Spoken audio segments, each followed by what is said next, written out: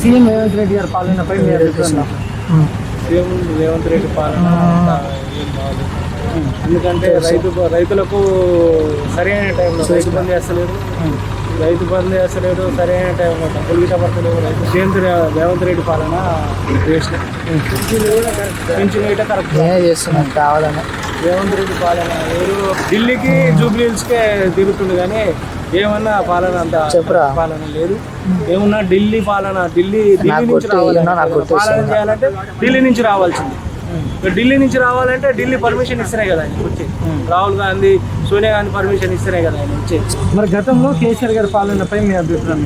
అది ప్రాంతీయ పార్టీ అంటే మన తెలంగాణలో ఉంటుంది. డిసైడ్ చేసేది మన తెలంగాణలో ఉంటుంది.